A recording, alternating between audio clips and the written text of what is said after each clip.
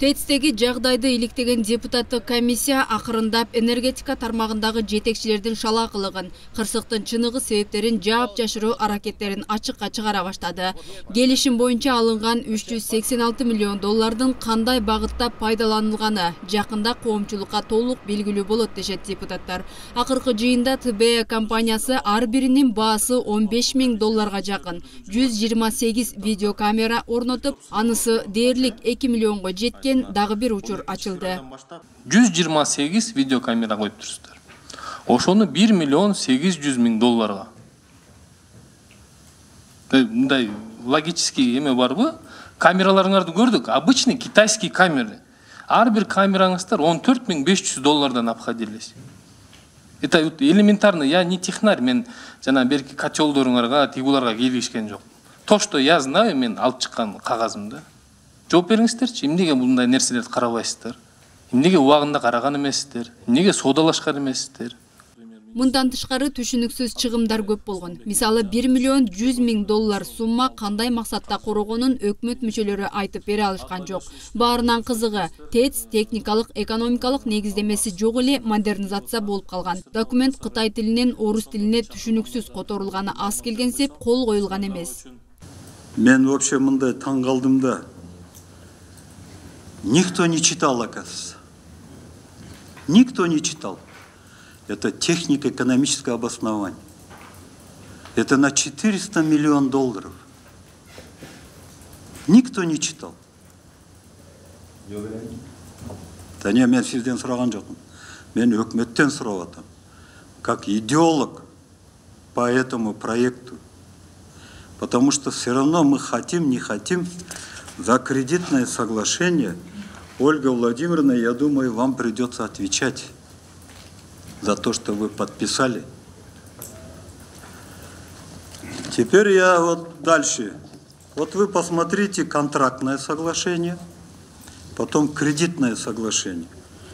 Оказывается, кредитное соглашение было оформлено на одном китайском, на английском языке.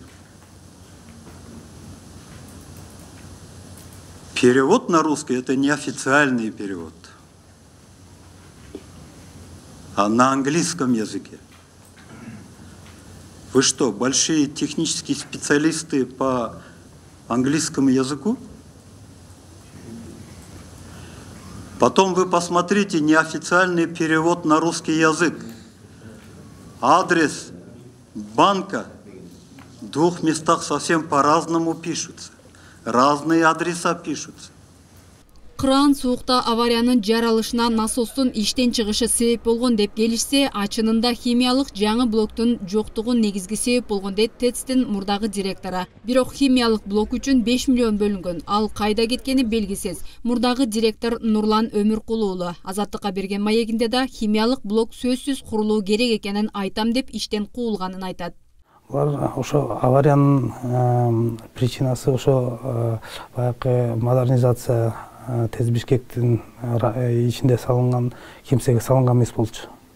Салынып турган кимсеге салынган эмес болчу. Ошо причина болчу.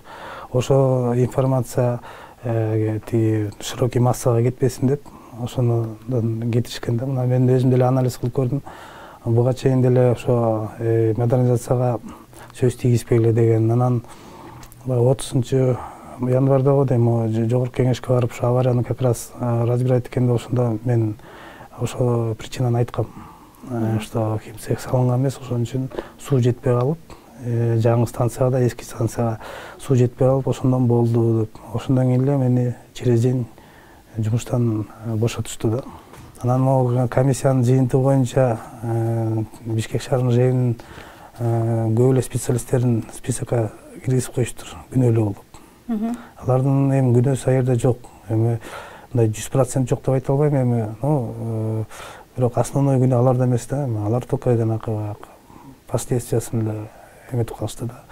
Түбү ошо проблеманын түбү бул ошо жанагы модернизация проектинин ичинде кимсек салынган эмес. Ошон үчүн ошо эски кимсегибиздин мощности жаңы блокко да эски блокко да жетпей калган да. Буга чейин УКМК ТЭЦ-те оңдоодо ири өлчөмдүү каражат уурдалганы аныкталганын маалымдап, кылмышка шектүү катары электр станциялары ишканасынын жетекчисинин мурдагы биринчи орун басары Боркоевди 2 айга тергөө абагына камаган. Ал эми иштен алынган Өмүркул уулу өзүн абалды иликтөө боюнча жумушчу топко да кошпой жатышканын айтат. Мындан улам депутаттык комиссияга өзү кайрылып маалымат берүүгө даяр экенин билдирген. При принятии решения снять меня с должности, насколько я знаю, это решение принимали 2 человека, это Калиев и Кадырбаев. Меня сняли, не ознакомили с приказом, закрыли в АКС.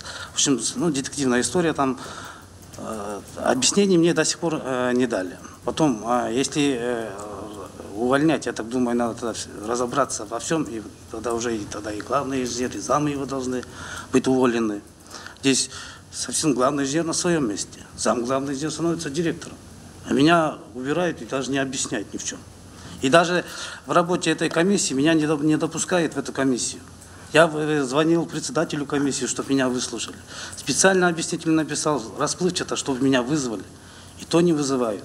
Мне запрещено заходить. Вот эта личная команда Кадырбаева и Калиева. Меня никуда не пускают. Вот спасибо депутатам, вот вызвали сюда, чтобы я мог сказать свою позицию, выразить свое мнение. Каждое мое сказанное слово я докажу бумагой или свидетелями. Өкмөттөгүлөр ТЭЦ оңдоо жумуштарын өз күчү менен жүргүзгөн дешсе, мурдагы жетекчи иш башталганда эле долбоору жок эле дейт. Депутаттар болсо келишим түзүлөр алдында президенттик аппарат менен макулдашуу болгонун документтерден улам аныктап чыгышууда. Айтор ТЭЦ'тин айланасындагы чуунун дайыны жакында аныкталчудай. 3950.